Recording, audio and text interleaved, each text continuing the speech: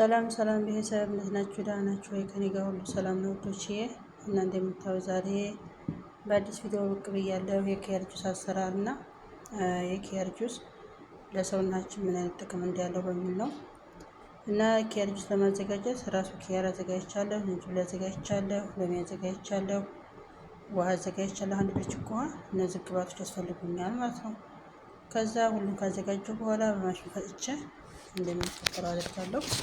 በስላለሁ ብላችኋለሁ ውዶች።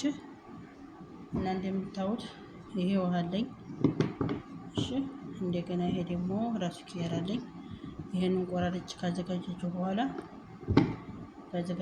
መጨረሻ ላይ ውሃዬን ይኸውላችሁ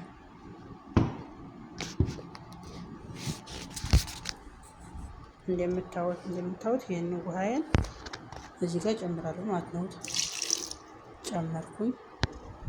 ውሃዬን ከጨመርኩ በኋላ ያዘጋጀሁትን ኪያር ጨምራለሁ። ያዘጋጀሁትን ከጨመርኩ በኋላ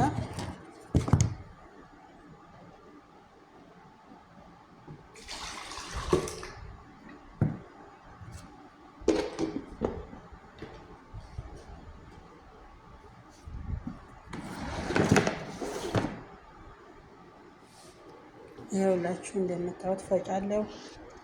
ከፈጨሁ በኋላ ቀጣይ ላይ ይሄን ፈጫለሁ። ይኸውላችሁ ፈጭሁኝ።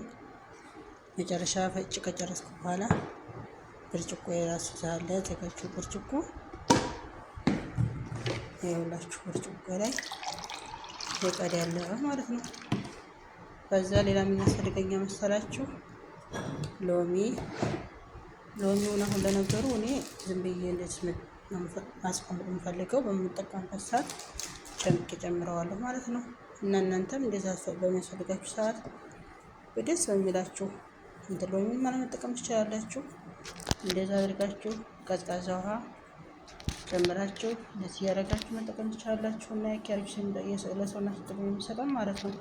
አንደኛ ለቆዳችሁ ውበትና ብሩነት ለማድረግ፣ ሁለተኛ እንደገና ለምግብ ስምረትና ስብን ለማቃጠል፣ ሶስተኛ ደረጃ እንደገና ሰውናችን በሽታ ለመከላከል አቅምን ለማጠናከር፣ እንደገና ለፊት ለምናምን በቃ አይደለም ሰውናችን በቃ የሆነ ጥርት ለማድረግ ያደርጋል ማለት ነው።